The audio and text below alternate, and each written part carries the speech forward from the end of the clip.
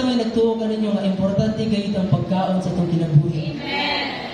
Kinsa ang mabuhi diri nga walay pagkaon? Wala. Di ba? The significance and importance of food to us is undeniably a need and a necessity. No, kinahanglan gid nato ang pagkaon dara sa atong kinabuhi. For without food, kung walay pagkaon, mamatay gyud ang tao. Amen ba? Amen. So ang context ani nga text atong gibasa is that nahitabo ni siya dito sa synagogue, kumbaga sa itong panahon pa karon simbahan or kanatapukan na dito sa lugar ng Capernaum, where Jesus stayed there after the storm. So sa mga chapter ani nga previous pa is that nagbuhat og mga maayo ug mga milagro nga butang si Jesus. And paghuman ani sa chapter 6 dara sa verse 1 hangtod sa verse 15, dara nato makita nga si Jesus nagpakaon siya og katong 5,000 ka tawo. Isa may makapakaon ng 5,000 katao dire. No? And ang 5,000 katao, wala labot ang babae o bata anak. Sa unang nga panahon, ang ginaihap lang nila nga number sa tao is that ang mga lalaki lang hamtong. So, ibutan na to, 5,000 katao, apil pa, wala labot ang mga mama o ang mga bata o mga tigulang anak. So, no, take note na to din nga, nakita sa mga Hudyo, nakita sa mga tao nga grabe ang gibuhat ni Jesus. No, from 5 ka tinapay, 2 ka isda, gihimo niya, gipakaon niya ang 5,000 ka tao. So, makita na to din, out from the amazement of the crowd, tungod sa gibuhat sa ni Jesus, na amaze sila sa gibuhat ni Jesus, ilang gisundan si Jesus. Tungod kay ani nga text, paghuman og pakaon ni Jesus, dara sila, kay nilakaw siya, kay nakabalo siya sa ilang kasing-kasing nga, gusto siya himuon nga hari nila para patalsikon tong hari dira sa Caesar dito sa iyang trono. So, nakita nila nga kaya buhaton ni Jesus ng mga milagro. That's why nag-follow sila. And then nagatuo sila nga mo siya atong himog hari kay kaya niya pa talsikon si Caesar, kay kaya niya nga magbuhat og mga milagroso nga mga butang. So, ani nga panahon gisundan nila si Jesus kay kung basahan ninyo niya ang text diri whole chapter 6, dapat basahan ko nato pero taas na mag-ayo ng oras. So, ako lang story sa inyo. No, pag umandiri, nilakaw si Jesus, ninglakaw siya ito sa bungtod, tapos ang mayang mga disciple kay ningtabok dito sa Capernaum, gikan sila sa Galilee, no, ang lugar na ilang ipakanan ng 5,000 is Galilee, ningtabok ang mga disciples dito sa Capernaum, and also ni-follow si Jesus dito. And kabulong ang sa gisakyan ni Jesus. Wala siya nagsakay bangka, apan diri nga tayo nakita na mabasa na ito nga Jesus walked on water. So pag ang scenario diri ang mga tangsitay kamo ang 5,000 ka tao no, nagulat-hulat sila nga nakita mo gud nila ang bangka ni Jesus nga wala ni tabok sa pikas ba mutong nagulat-hulat sila kung sa mo sa balik si Jesus. Unya kay nabalitaan man nila nga nana di si Jesus dito sa pikas. Nagpanon silang tanan, nagpanon silang nanabok sila dito sa pikas. Davao to Samuel, nanabok sila dito sa Samuel kina si Jesus dito. So mo to nakita nila and they asked Jesus, no, sa verse 25 kung atong mabasa diya, they asked Jesus when they found him on the other side of the sea, kita nila si Jesus mo to, they said to him, Rabbi, when did you come here? Siya, teacher, kung saan kung kadali, nawala ang kalit ba? Ano sila? So, nakita nila, sunod sila dara kang Jesus, tungod kaya nakita nila ang mga milagro nga gibuhat ni Jesus. Apan, further sa text nga atong basahon karon, mainhan nato o mas mahibalan nato nganong nisunod sila dara kang Jesus, nganong nag-follow sila dara kang Jesus. So in verse 26, walay paligoy-ligoy si Jesus nga nagtubag sa ladria. No, gingon si Jesus dria, truly, truly I say to you, no, you are seeking me not because you saw signs, but because you ate your fill of the loaves. No, ningsunod sila dili tungod sa mga milagro, dili tungod sa kahibulungan nga gibuhat sa Ginoo, kundi ningsunod sila kay nabusog sila. So di na nato makita nga apas gyud sila to kay para mabusog og balik. So they saw signs and wonders. Nasilay kanang taphaw lang gali, taphaw nga pagdimuha sa pagkaon. Kanang taphaw nga pag-desire dira sa kung sa ilang makuha dira kang Jesus. murag ang pananaw nila kung Jesus tighatag rin pagkaon. Ana, sila superficial na fascination or kumbaga kanang taphaw lamang nga pagka-fascinate nga pagka-amaze dira kang Jesus rather than dito sa spiritual gayud nga katuyuan ni Jesus nga gibuhat niya to. No, kay dili naman paghatag og pagkaon ng tuyo ni Jesus. There is more than pa, labaw pa sa paghatag sa pagkaon ng tuyo ni Jesus sa ilaha. So si Jesus giripyong niya ang mga Hudyo. Apas mo diri. No, people fail to see the overriding spiritual character of those who will believe in the miracle worker rather than the miracle. So mas nagtanaw sila again dito sa milagro nga gibuhat ni Jesus, sa pagkaon nga gihatag ni Jesus rather than sa tao o sa Ginoo nga naghatag sa pagkaon. Dahil ito makita nga kuha lang gid sila, kanang consumer lang gid sila. Di ba? Followers sila pero consumer lang sila. Gigamit lang nila ang Ginoo.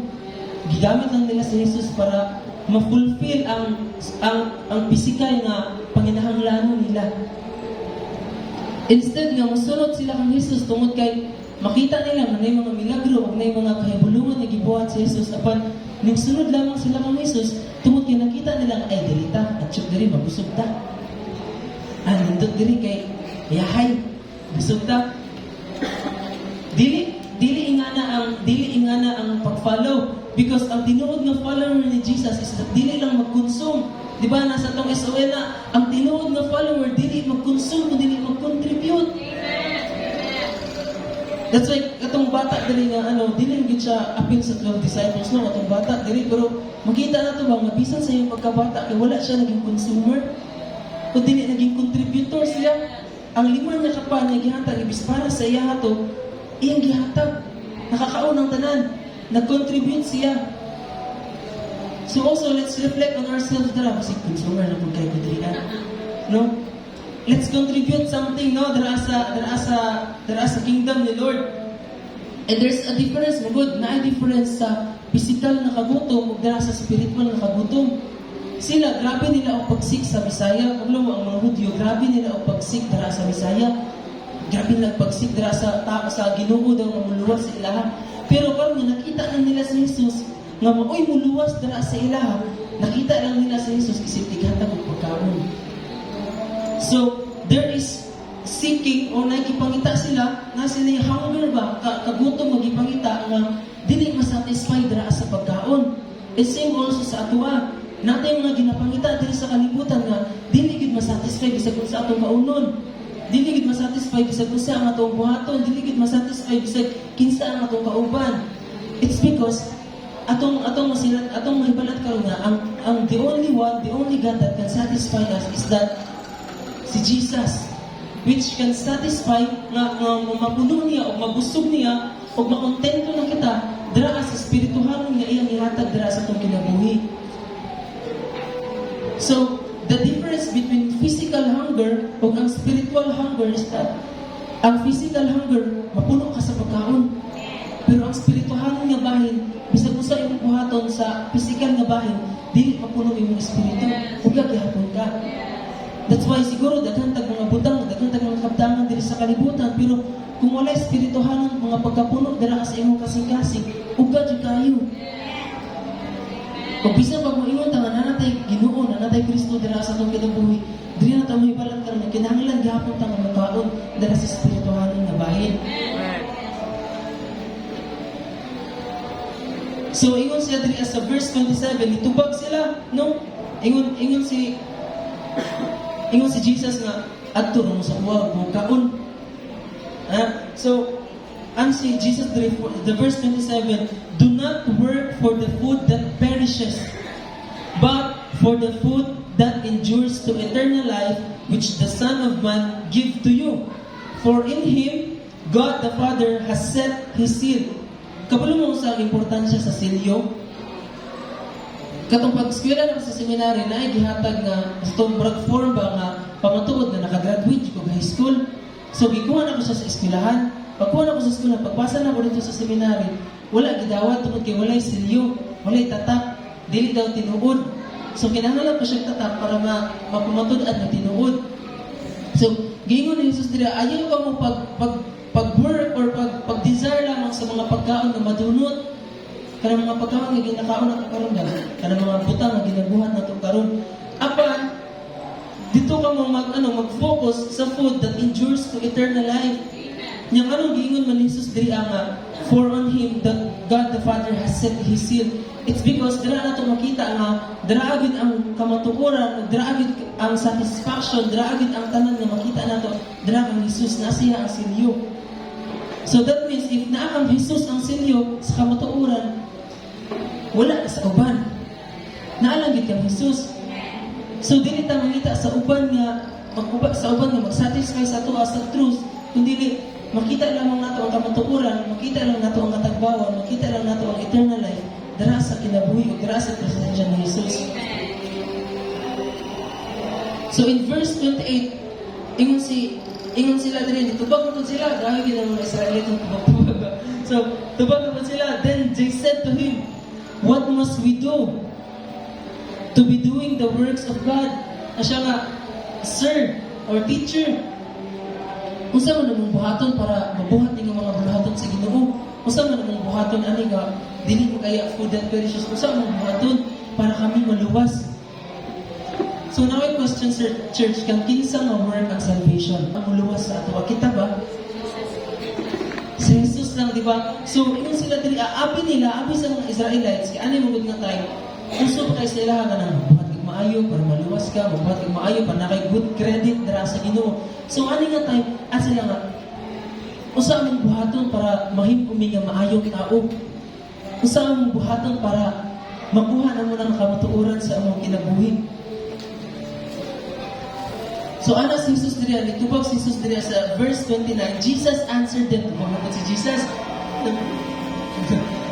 Jesus answered them, this is the work of God, that you believe in Him whom He has sent. Mao kini ang trabaho. Dili kamo ang magtrabaho sa inyong kaluwasan. Kundi ang trabaho nga muluwas is the trabaho sa Ginoo, dili trabaho sa tao. Bisa pa man siguro nga naamoy maayo nga mabuhat, apan dili ka na enough na makaluwas sa inyo ha. Because at the first place, corrupted ka ninyo nga mga tao. Dili kita murag sa 100% nga requirements ay sa 75% nga requirements para makapasar ka, 60 lang ta. Ya bisan kung saan nakabuhat ang maayo, di kita katungtong sa 75%. In fact, kung tungtong ta sa 75%, dili gyapon ang mga standard ni Jesus, kay 100% ang standard niya. Perfect ang standard niya. So bisan mag-uwi lang 90% ng mong pagkamatarong, wa gyapon na, short gyapon kag Jesus. So giingon diri nga ang work sa salvation is that sa Father. Si Jesus diri ang buhaton lamang ninyo. So ingon siya nga, Vince, ingon ka nga, dili kami ang magtrabaho, wala mi work sa among salvation. Pero ngunong ingon ka karon nga, ang buhaton lang namo. Di ba?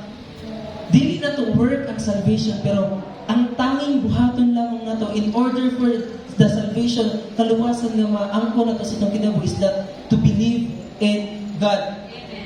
No, nakabutang diriya, this is the work of God, that you believe in Him to whom He has sent. So sa ato pa ang pagtuo gikan sa ato dili gihapon church. Kaingon sa Ephesians chapter 2 verse 8 to 9. No, atong basahon nila bra.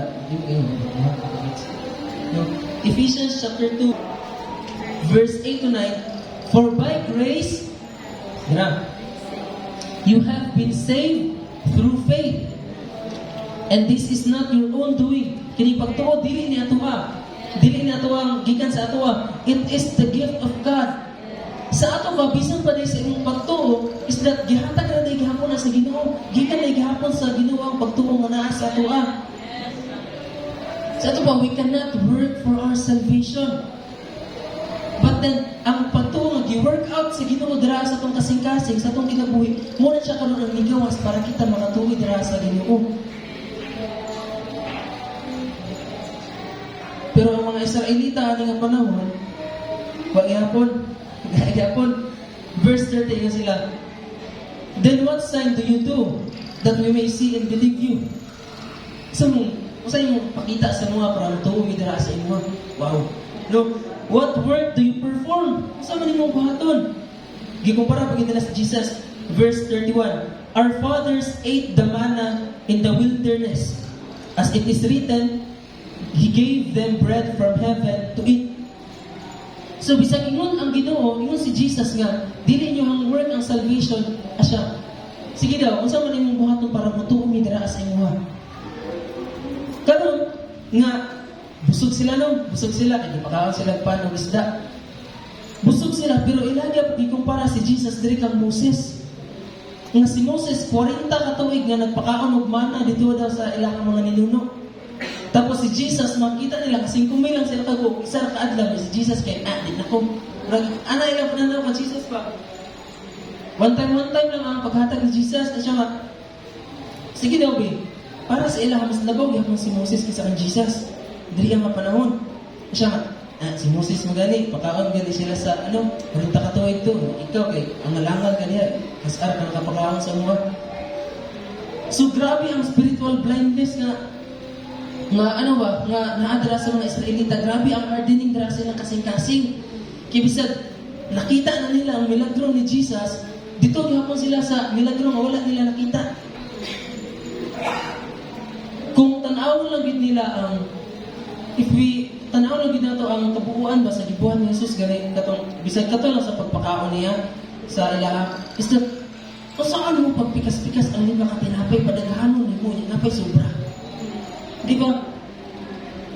Grabe ang pagtanaw sa physical ang mga bahin. Upon overlook nila ang spiritual nga bahin. Kung sabit ang pasabot ni Jesus, kung sabit kaya ang tinuod ng pasabot ano. Kaya dili kung usa lang ilang makita, dito lang sila mutuo. So, they challenge Jesus. Kumbaga sa pagsulti nila ani nga, si Moses magani, naghatag sa mga ninuno o 40 ka tuig ng mana. Murag giingon na pud nila kay Jesus mga sige daw bi hatag ko daw mana sa mo abi. Ingana ilang ginahagit ang Ginoo. Ilang gihagit si Jesus nga kung kaya to ni Moses, unya nag-claim kang mas labaw ka ni Moses, buhata daw to bi. So, makita nato diri ang kining mana mo gud diri nga word is that typology ni Christ. Kung mo ang typology ni Christ is that ang kining nga mana is that nag-speak about sa Ginoo, ay nag-speak about kay Jesus. So, makita nato dire, this pertains to Jesus who gives spiritual and eternal life to mankind. Ito ba si Jesus dire sa verse 32? Jesus then said to them, Truly, truly, I say to you, it was not Moses who gave you the bread from heaven, but my Father gives you the true bread from heaven.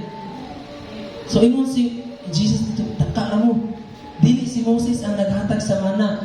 Gikan gihapon to sa Ginoo. Gikan gihapon to sa Amahan nga nagpadala sa ako karon. So sa ato pa, dili mana ang dala ni Jesus. Dili bread ang dala ni Jesus para sa ato para sa ila. Kundi siya mismo ang bread nga gipadala para sa ato Dili siya ang muhatag sa pagki. Siya mismo ang pan nga atong gikinahanglan. Muna ang wala nasabtan sa mga Hudyo. Jesus reminded them that it was not Moses who gave them the manna, but God. Then it is just a symbol of the bread of God. Actually, ang manna, dili na siya pan sa Ginoo. Dili na siya, saan ang manna? Pan mana sa Ginoo. Dili na pan sa Ginoo. No, pan gikan sa Ginoo. Dili ang pan sa Ginoo, pan gikan sa Ginoo. Kaya kung kawag pan sa Ginoo, ang lang, buwi mo ka. Eternal ko ng mga butang ang nasa Ginoo, tapos kauno rin yung dali-dali. Dili nga na, pan gikan sa Ginoo. So, dito na ito makita nga, they did not understand the spiritual implication sa mga butang na gibuhat ni Jesus. Wala nila nakita ang spirituhanon nga bahin. Nganong nagpakahon si Jesus sa ilaha upan, nganong gibuhat ni Jesus dira sa ilaha, nganong gipakita to ni Jesus nga kahibulungan ng mga butang dira sa ilaha.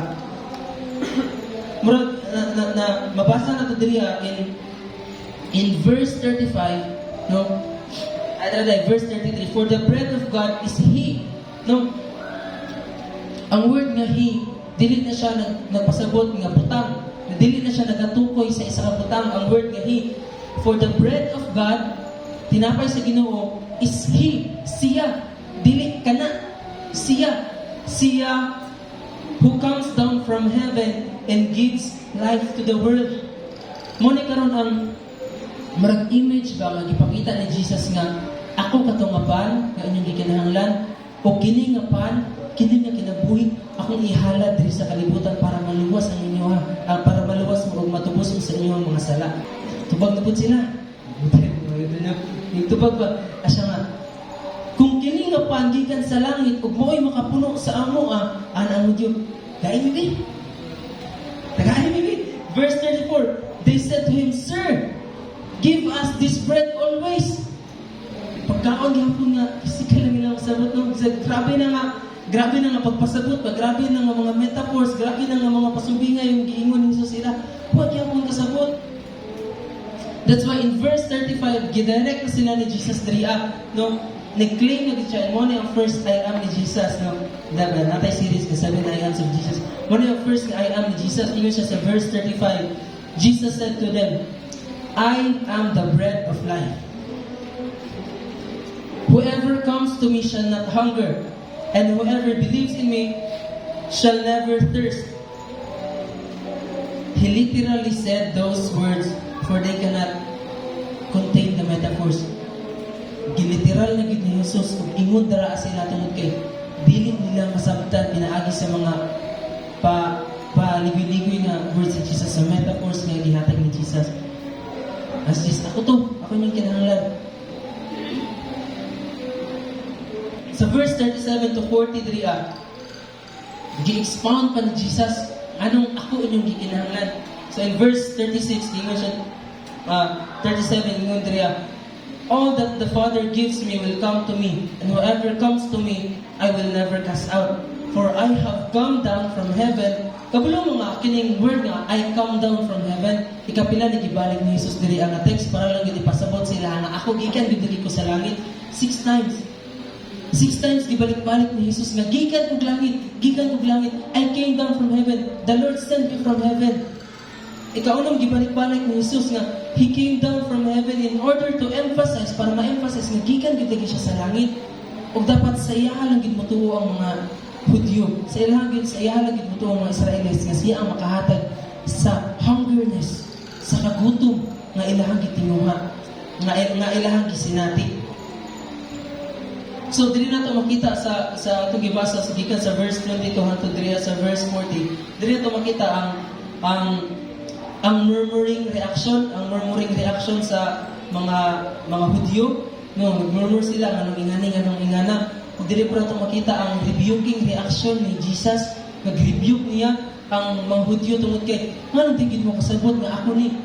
Ug ang katulog dira nato makita ang reiteration reaction ni Jesus or ang pagbalik-balik ni Jesus. Balik-balikon gid man kasabot. Balik-balikon kay para makasabot gid sa ilaha. So dira nato makita ang murmuring reaction, ang rebuking nga reaction ni Jesus, ug ang pagbalik-balik nga reaction ni Jesus para sa pagpasabot sa ilaha. Nga sila nag-grumble because Jesus said to them, I am the bread of life. Doon ko ang claim nga tulo ang claim nga gibuhat ni Jesus diri. Una, anak ko sa Ginoo. Madawat man nila to kay kami kay anak ko sa Ginoo, madawat man nila to. Ang ikaduha, I am the bread of life. O sila kasabot, naglibog sila anong ikaw ang bread of life. Sa anong pagkaon sa imo. Literal, ilang sa ano ito pagpaak sa iyong flesh kani. Literal nilang giingutang diri ingon diri sa ano ito pagkaon ni kahanan ni. Unsa ni siya ana? Literal nagingon na diri sa text. O kung katulo, ang claim ni Jesus is that I came down from heaven. Dili na sila ni ulbo. Dili na ni ulbo ang mga Jewish. It's because for them it is blasphemy. Kinsa gud ka anak lamang ka ni Joseph nga panday. Nadiri sa chapter 6, anak lang mo siya ni Joseph nga panday. Ano mo iwan mo siya nga siya itong gikan sa langit, unya siya ang pan nga itong gikinahanglan. Kinsa din na siya. So they reacted, grabe lang reaction. Bisag daghan na may gibuhat si Jesus, they reacted for did not understand what Jesus pertains about being the bread. Wala sila kasabot gyud sa spirituhanon nga pagsabot ang nga meaning anang word nga bread. kanang word nga bread of life, kanang word nga ako ang pagkaon, kanang word nga ako gikan sa langit, wala gid sila kasabutan na kay ang tanan nga butang para sila literal lang pagsabot. So church, bisig isa ta sa Israelites karon, sa mga panbits. So atong explain diri karon no, unsa ang symbols ug ang significance sa bread nga pasabot ni Jesus diri sa verse 51 no. Ingon siya diri, I am the living bread that came down from heaven. If anyone eats of this bread, kaon, literal nga kaon lagi, he will live forever. And the bread that I will give for the life of the world is my flesh. Kung sa dito ba siya karne ng flesh, unod. Di siya karne, unod. Ang kong unod. So mag-digress sa tagamay ato sang tan-awon ng murag pikas nga bahin sa coin ani nga text bag. So dili sa nasa tay murag sequel nga atong tan-awon diri no. Kung usab gid ang bread nga pasabot diri ug kung usab ang significance sa bread dira sa atong tagsa-tagsa nga kinabuhi. So number 1 na lang tay duha ka points diri karon. Number 1 is that the word of God as our spiritual food. It was said in Matthew chapter 4 verse 4 that man shall not live by bread alone, but in every word that comes out from the mouth of God. Dili lamang mabuhi ang tao sa tinapay lamang. Kanang literal nga tinapay ang pasabot ni Jesus, dili ka mabuhi sa mga pagkaon nga inyong ginakaon, apan in every word that comes out from the mouth of God. So naay duha ka bahin ang atong makita diri. Una, ang physical ug ang ikaduha spiritual nga bahin. Una, ang physical nga bahin, dili ka mo mabuhi siguro mo kaon physical, dili mo mabuhi ana, kundi in every word that comes out from the mouth of God, gikan sa iyang mga pulong. So makita nato diri nga Jesus held on the truth. Si Jesus nagkupot dira sa kamatuoran nga ang pulong sa Ginoo is more than important than the physical food that we eat. Si Jesus nagkupot ang kamatuoran ug nagkupot ang kamatuoran nga kinahanglan nato ang pulong sa Dios labaw pa sa pagkaon nga atong ginakaon. Nga mas unahon nato ang pulong sa Dios kaysa sa pagkaon. That's why mag-pray ta. That's why mag-pray ta before magkaon. Isa pa na siya, okay pa na siya. Pero like itong spiritual food mo gani, di ba? Kabalot ang spiritual food ang Bible. And mo na ang encourage Jesus sa tuwa nga mas unahon nato ni. Mas labihan ni importante ni. Kung saan mo nang buhi ka physical pero patay ka spiritual. Kung saan mo na nga busog ka physical but then wala ka nang gulsir ka spiritually. Kaya kung gulsir ka physical lang, okay, pero spiritual dili. Amen. No, in Jeremiah chapter 15 verse 16 giingon diri nga ang pulong sa Dios mao ang pagkaon nga kinahanglan sa atong espiritu. Giingon ni prophet Jeremiah diri nga ang pagkaon kining pulong sa Dios mao kini ang pagkaon nga atong gikinahanglan sa matag adlaw. Ayo ina nga nag-fasting mo sa word ni Lord. Dili nakara mo, no? Dili pwede i-fasting ang word ni Lord ha, church. Masigay ka nga, nag-fasting ko sa word ka na, taka mo, sure ulit. So, fasting na tanan, ayaw lang ang pulong sa Ginoo. No? So, this is the spiritual food that we need every day, church.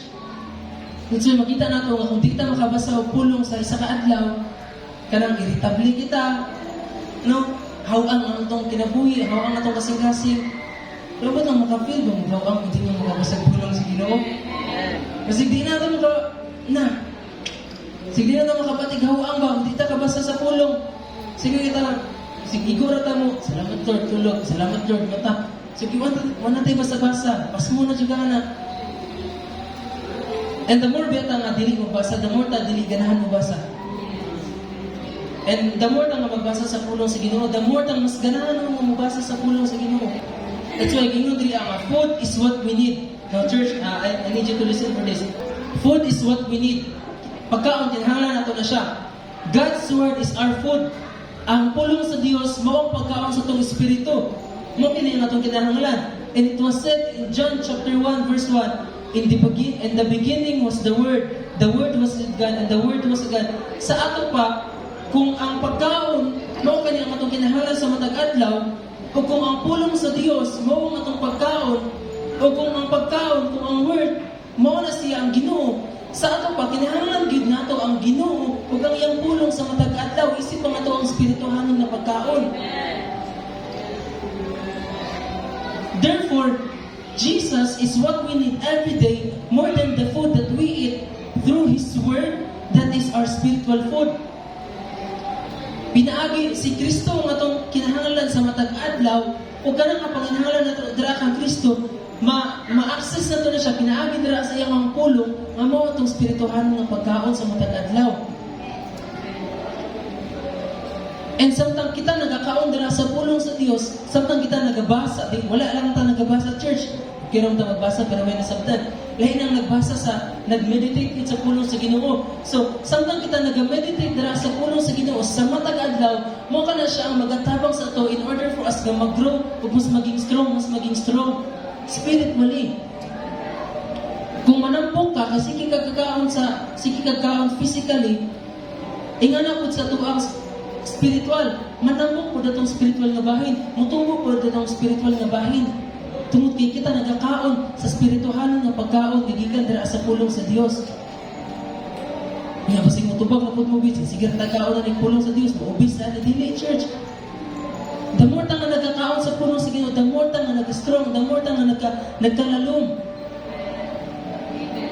Sama sa pagkaon nato sa matag adlaw nga sige tagkaon sa matag adlaw, sige tag-snack sa matag adlaw. Manambok ta ingana pud sa tuwang spiritual nga bahin. Tato ba kung magpasmo-pasmo kasi mong physical na bahin, tapos sa spiritual na pwede mong bahin, pasmo-pasmo pud ka, kung saan na lang kaya ang itong kinabuhi mo nang ugdaw na kaya ta. Munang dili na ta maka-work in the ministry. That's why dili na ta maka-follow dira sa mga sugo sa Ginoo. Tungod kay wala naman tayo guide sa matag adlaw. Pasmadong ka, lain kay kasama mo pasmado ka. Di ba? As believers in Christ, no? Isip na magtutuon ni Jesus, kinahanglan natong kanon ang pulong sa Dios. Tunawon, galingon atong i-digest ang pagkaon sa ang pulong sa Dios. O i-conform, ipahibuyon kini sa atong pagkatao, ug dayon isugid kini sa mga tao dira sa atong palibot. Walay isa ka tawo nga busog kaayo niya ingon siya, busog kay kudo. Kasi ang pagkaon ng gikaon sa secret, wala ingana. Kung kita tinuod nga nabusog, mo itong illustration sa warrior sa una, kung lami ang ice cream nga imong gikaon, moingon gyud ka nga, oy, lami ko ng ice cream nga akong gikaon, dito na ko nagipalit. Moingon ka nga, oy, lami ko ng pagkaon sa Ginoo, lami ang pagkaon, ang pulong sa Dios. Lami ko nang ingani, lami ko nang mag-meditate sa word ni Lord, and ato gina siyang i-share dira sa mga tao sa itong palibot. Lahat kay busog ka niya, imong kauban kay pasmato. Dili ko pwede. So as believers of Christ, sama sa pagkaon nato sa pulong sa Ginoo, ato mo dasigon na uban na kaupod mo. Pasmado na kayong pasmado na kayong spiritual nga bangon, sister. Dili ka na church, Istanbul na, pasmado na gini, dito sarap, gini mo dili. Atong dasigon ng atong igsuon nga, nagluya dira sa pulong sa Dios. Di na ito yung na, alagin ni, balik na gini, pagka-itihis, ng mataan ni, kaway basa-basa. Dili, ito kay kuha na, kay gana ko mga pinulungan sa wala. Wala yun. Wala na, 3 months na lang ni. Hiliki ko nga sa una, bro. Na-review ko sa pulong sa Ginoo. Hindi rin maging anak dahil dapat dasigon ang ito ang mga igsuon. Amen. So as believers of Christ, kung kita nadasig ta sa pulong sa Ginoo, kita po dapat mudasig po ta sa uban nga tao nga wala nagkaon sa pulong sa Ginoo. Kung pwede hungitan. Di ba, nana siya sa, kalimut ko sa verse na, the food as the word of God as our spiritual milk. Diba tana, nga katong mga bago pa sa pagtuo, itong mga bago pa nga share na to, mga bago pa nagdawat, nagtuo dira sa Ginoo, isip ilang manluluwas, spiritual milk sa dududod sa pulong sa Ginoo, hungit-hungitan sa pulong sa Ginoo, dili sa Tagalog katong mga bugat nga revelation na dahil mo nga, na-dragon dito sa Biblia, anawag din mo, dili nga dapat dapat anang pagkaon sa mga ma-digest nila ang ihatag nato sa ilaha. Kaya nakaagi ko na sa una, anang kaya laging kuan kita nang sito-sito kita sa itong kinabuhi ba. Hala, ang mga disciple na bagko lagi pang sira nag-abot rapture. Ang saan hindi mo mataan. Nagsigalan nila mo ta. Dinaya. Wala na sila nagsunod sa Ginoo tungod kay gusto sila mag-grow. Nagsunod sila sa Ginoo tungod hadlok sila nga di sila ma-appeal sa rapture. Namali na naman. So, karon mo ko naka-realize na ba sa una na mga disciples ko sa una sa warriors daghan kami sa una. Nasira na ko kabot sa rapture. Mabot na ko niya. Ikaw hindi ka kadungog dito sa trumpet. Bilin ka. So, kulbaan sila kay sige bilin man na. Mo tama. Nagsulod na sila dira sa Ginoo. Dili kay tungod gusto sila mag-grow, gusto ko mag-serve dira sa Ginoo, gusto ko maging matinag-anom sa Ginoo. Nag-serve na lang sila sa Ginoo kay hadlok na lang sila mabilin sa rapture. So, church, hungitan sa tamang pagkaon ng natawang mga igsuon. Dito magpatakag hungit. Hungitan yung nagbukog na. Dili. So, the Word of God as our spiritual food. And bisan pag spiritual na food ang word ni Lord, mo gyud ni atong ginahanglan, sister. Tagaan mo katong mga solid na food dili church. It was said in the Bible, spiritual milk sa kanang ginagmay lang sa pagkaon. Nya kita pag gatas-gatas pupunta pirmi. Dili pud pwede na. Pila na ta katuig sa church. Pangit gyapon sa strong leader dili. Ulat gyapon ta life group para makadungog ta sa pulong sa Ginoo. Dili. So kita ninyo karon nga isip dugay na dira sa pagpangalagad, lalong na dira sa tunggoy nga Dios. Pwede man nga magatas ka spiritual milk gamot pero as review na lang, dili na mo gatas ka pero dili pod solid food na ka. Solid food na ka dito na ta mag-digress at magpalalom na ta magpalalom dira sa Ginoo. So after sa spiritual food asyik na ka, sanilak na ka, sunod kay lugaw, sunod kay kanong, sunod kay sudan na, anak. Kaya nagkalami mo pa nga nagkalami ang pagkaon sa Ginoo. Amen. Dali ng ba, kanang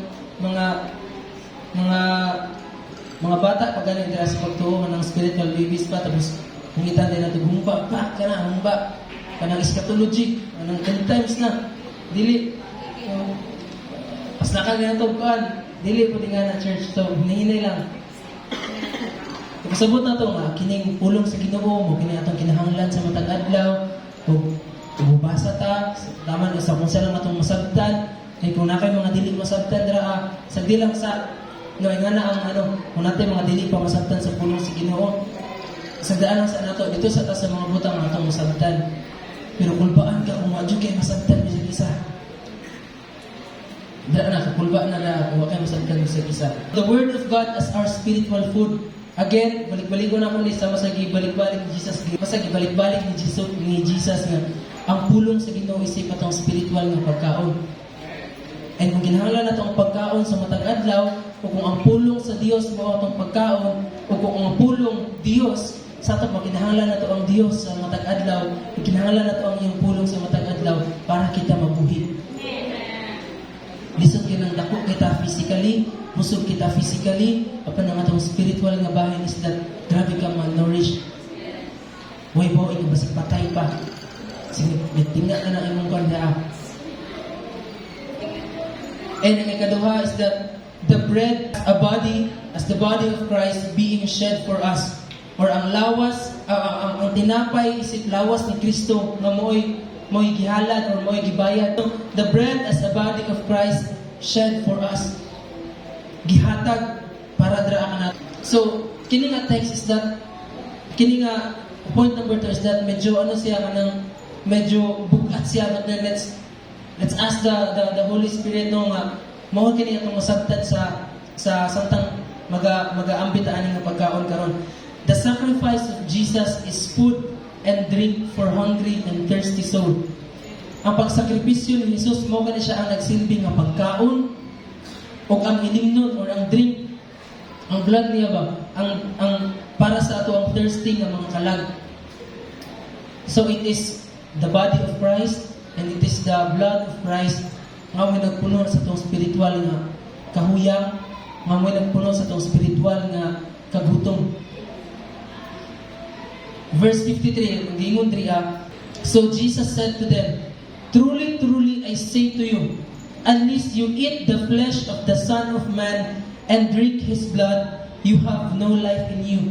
Muna ang giingon diriya ganina nga, literal nga pagsagot sa mga Israelita ang ilang gipatikan ani nga verse, ani nga gisulti ni Jesus.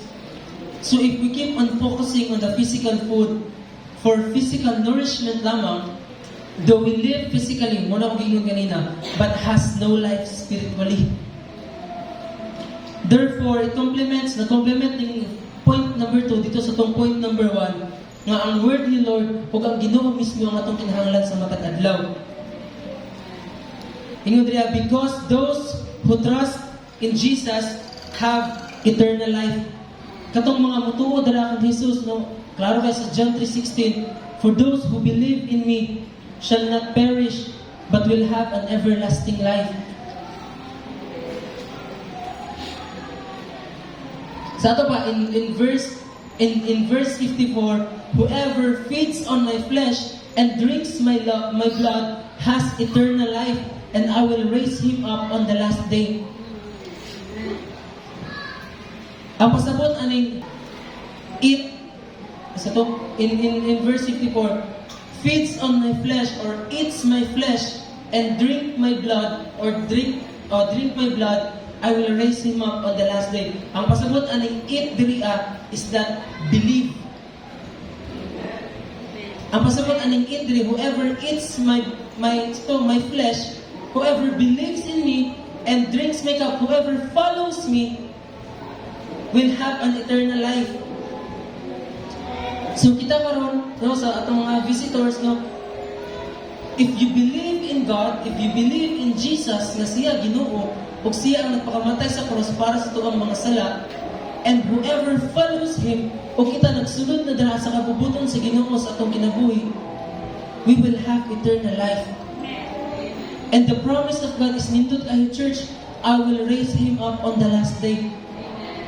Kauban ta ni Jesus nga mukayag dito sa langit church. Dili tabiyaan sa Ginoo.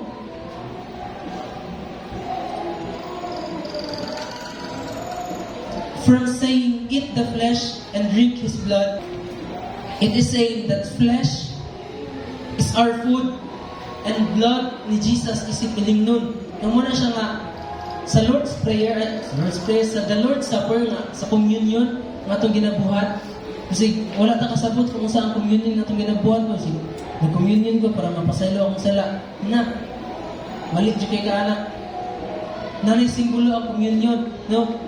Katong ginapikas na to, anong ginapikas siya? Tungod kay simbolo ka na siya nga ang lawas ni Kristo was being shed. Napikas, gitamay-tamay, gibuak, gipatay, shed for us. And also katong dugo nga ato dili dugo kanto kanang bino or juice na atong giinom, that represents the blood of Christ nga mo'y naghinlo sa atoa, nga mo'y naghinlo sa atong mga kasalanan. So na ko'y controversial kini para sa inyo nga namin nakasakay sa jeep ito padulong puan mauli ni ano siya nga kabalo ka sa pasabot kanang Oliver nga ginapisik sa tuwa siya nga tong isa ka nagseminaryo ko itong isa ka lalaki na kayo okay. Sa kumbinto so kabalo ka sa pasabot kanang sa tuwa siya nga mao ka na siya ang naghugas sa itong mga sala. And if ingnon ka na niya, mutuo ka, you are greatly deceived. Dili tubig ang nagluwas ay mga, dili tubig ang naghilo sa tuwa, dugo. That represents ang tubig daw na nag-agas dali sa kilid ni Jesus, nga mo'y nagluwas sa tuwa. Church, dili itong tubig dili ang nagluwas sa tuwa. Katong kinabuhi nga na dili. Gikuha nila. So church, eat the flesh and drink the cup. And also it was said, the cup of suffering. The cup of suffering na gibor ni Jesus dara sa tuwa. Sama sa pagdala ug sama sa pag-bear ni Jesus dara sa cup of suffering, dara sa cup nga dapat kita ang magdala, iya ka nagialisdan. Agkaroon ang cup na lang, the blood ni Jesus na lang ang ato ang kinahanglan. Dili na kita ang gilansang, dili na nato need nga kita ang ilansang tungod kay naa na gilansang para sa tuwa. Dili na kinahanglan sa atong dugo nga ialay pa, dili na kinahanglan sa atong kinabuhi nga ialay pa kay naa na kinabuhi, naa na dugo nga ialay para sa tuwa, para sa atong mga sala. Not even the manna, katong pan, satisfied the people of Israel. Nothing will ever satisfy us except by eating the bread of life. Bisag katong, makita ninyo nga, bisag katong mana, nagikan na sa langit ha, pagkaon, nagikan na gid sa langit, wala gihapon nakasatisfy dara sa mga Israelita. Kabalo mo nga, tungod kay dili ka to ang kinahanglan nila para sa kinabuhi nga walay katapusan, kundi dili ang Ginoo naghatag ato ang ilang gikinahanglan. So not even the manna or the things in this world can satisfy us sa tong kagutom. Siguro mapunan ang kagutom nato or ang kahangawa nato sa physical. Siguro ma-fulfill ang imong gusto nga maingani ka, nga ma-success ka, successful ka, nga makatrabaho ka, ma-satisfy ka ana. Pero kamusta man ang espirituhanon ni mga bahin? If ang imong trabaho karon o ang rason nga dili na ka makaduol, dili na ka, wala na ka ingan nga intimacy dira sa Ginoo, then biyahe na ka trabaho, kay dili na para sa imo, dili na mao kabubuton sa Ginoo para sa imo ha. If kini nga mga butang nga imong ginabuhat karon makapaliw dira sa Ginoo sa imo ha, then we have to stop the things. Bisa pa pag-usa nato kagihigugman ang mga butang, dapat nato nga biyaan. Tungod kay naay mas labihan nga gikinahanglan nato sa atong kinabuhi. And that is the living bread. That is Christ. So if you think ang imong pamilya makasatisfy sa imo, if you think imong trabaho makasatisfy sa imo, ang ako ang pag-eskwela sa seminaryo makasatisfy sa kuha, ang ako ang pagsunod sa Ginoo nga gusto ko mayong ingani makasatisfy sa ako, mali ta. Tungod kay bisag nagtrabaho ta, bisag pag nata sa tong pamilya, bisag pa mag-asa ta, kung naa ang Ginoo nga naging sentro dira sa tong kinabuhi, there is satisfaction in us. And kung nagtatrabaho ka, wala kay satisfaction, wala na kay satisfaction physical, wala pa kay satisfaction spiritual, luwi ka, alaot ka. Kung dami na imong ginabuhat, wala kay satisfaction ana. We must take this life and the life of Christ to the core of our hearts. Muna siyang challenge diriya nga dapat ang katong kinabuhi nga gialay ni Kristo para sa tuwa, is that ato siyang ikasing-kasing. Siguro church, admitted ta nga napakyas ta ani. Admitted ta nga napakyas sa pagsentro sa Ginoo sa tong kinabuhi tungod kay daghan kita gipangbuhat diri, daghan kita gipang-entertain diri. Upon church, it's not too late to repent. It's not too late para usabon nga mga ways nato. Tungod kay naa ang pulong sa Ginoo karon nga nagpasabot sa ato nga namali ka, sige balik kay naa pa man ko. Dili ka satisfied na, sige naa pa ko diri. It was said in the Bible, draw to the Lord, draw near to God, and He will draw near to you. Seek God while He can still be found. Siguro, tinuod to nga, ang ato ang sala, ang ato ang mga gipangbuhat, hidden the face of God, dara sa tuwa, nahilayo ta, tungod sa itong mga sala. Upon Jesus also said to come to me. Biyahe ka na ang mga ginabuhat mo, o ari ka na ako. Those who are thirsty, come to me. Kasi Jesus. Sama sa atong babae nga taga Samaria ba? Ako ang tubig nga satisfy sa imo, anang babae nga taga Samaria. Tagay ko na nga tubig para masatisfy ko. Ang nakalaian lang sa babae nga taga Samaria o kini ng mga Hudyo is that ang babae nga taga Samaria nakasabot at last. Nakasabot siya, mamaw kini ang atong gihulak nga manluluwas. Pero ang mga Hudyo diri ang panahon wala kasabot. Nagyaw-yaw.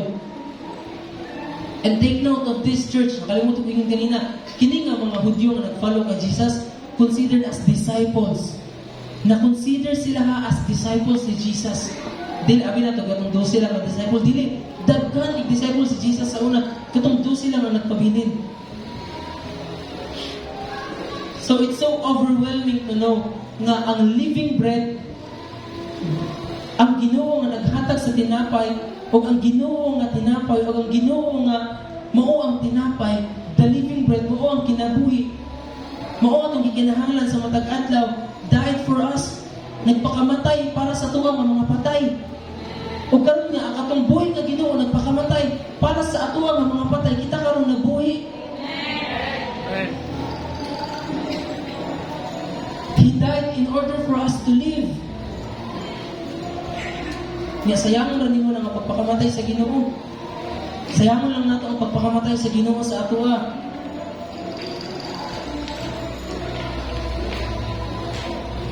Gusto ipahisayod ni Jesus nga labaw sa tanang butang din sa kalibutan. Kanunay nato nga hinumduman nga sa iyaha lamang ang tinuod nga katagbawan nato nga sinatian. Again, church, nothing in this world can satisfy us except for the presence of God, except for the presence of Christ. Walay gugma sa pamilya nga makasatisfy sa atuwa. Ang gugma lamang ni Jesus. Mubiya ang tanan sa tuwa, ang dili mubiya si Jesus. Wala ni-give up ang mga tao sa imo, apan wala nag-give up si Jesus. Wala nag-sacrifice ang mga tao sa atuwa, apan nag-sacrifice si Jesus para sa atuwa, church. That's why He deserved. Again, muna itong ginabalik-balik sa kada Domingo. You deserve all the glory, you deserve all the honor, you deserve all the praise. Wala na sabti sa mga Hudyo nga si Jesus lamang ang ilang ikinahanglan. They listen, but they never learn. Naminaw sila kang Jesus tuod. Kamu, pwede mo maminaw sa ko, but then pwede mo nga walay ma-learn. Pwede ta nga maminaw sa pulong sa Dios, apan pwede usab nga wala tayo matun-an. Tungod kay sirado ang atong kasing-kasing, sirado atong panlantaw. They listen but they never learn. I hope and I pray nga sa matag adlaw ang atong pagabuhaton, let us listen and let us learn from God. Samtang kita maminaw dira sa Espiritu nga may naghungong sa tuwa sa unsang buhaton, samtang ang Spirit of God may mag-convict sa ato sa buhaton nato, let's learn, let's listen, and let's follow. And church, balik ko na kami sa pag-encourage sa inyo that in everyday sa kanunay, kita dapat magtinguha sa pagkaon nga buhi. Magtinguha sa pagkaon sa atong kalag. Paglabaw sa tanan, magtinguha sa pagkaon nga dili madunot.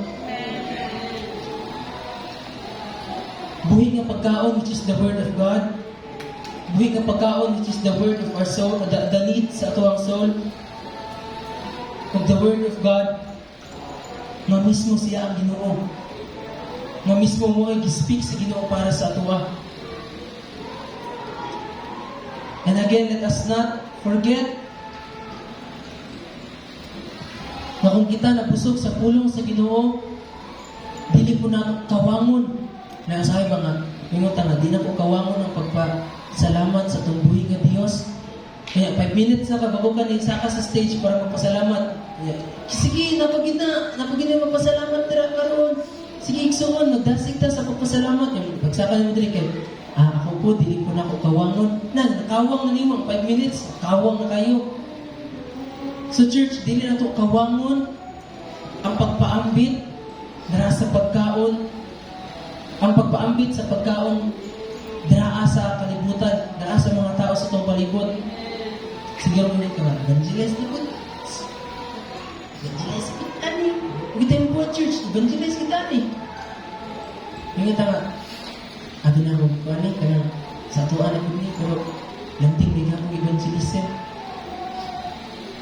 Saan nila pagkabuhi sa ilang spiritual ng bahay, hindi sila tagaan ng spiritual ng mga tao. Diba? In church, dili lang limited ang hungitan nato itong mga unbelievers, dili lang. Ang brother nimo karon nagluya. Ang sister nimo karon nagluya. They also need the Word of God. And if nagluya sila sa pagbasa sa pulong sa Ginoo, naamanta ng mga dasig. Kita ang muhatag sila ang pagkaon. Ito silang tabangan ng magkaon. And church, you know what is the significance? The last, kung sa ang significance sa nganong kini ang nauna, nganong ang I am the bread of life ang nauna diri sa John. Dili I am the water, dili I am the way, the truth, and the life, dili I am the great shepherd, dili I am the gate. Ano dili katong nauna? It's because God wants us to know the importance sa pagkaon. God wants to know the importance na muni ang labihan nga importante labaw sa tanan. Muni ang importante labaw sa tanan. O kung atong gikawang ang pagkaon nato sa espirituhanon nga bahin, sayang lamang atong pagsunod dira sa Ginoo. Wala nato na-come into fulfillment ang pag-follow nato dira sa pulong, dira sa Ginoo, dira sa buhig ng Ginoo. Magpakabusog kita sa pulong, sa presensya sa Diyos, church. That's my encouragement for us today. Maunya sa imong pagpauli, ugma, magpakabusog kita sa pulong, sa presensya sa Diyos. Siguro wala siguro ta magyagid mo. Sige, pag-fasting mo. Kay mas importante ang pagkaon ni kini kaysa sa pagkaon nga inyong ginakaon buntag-buntag. But then let's be filled.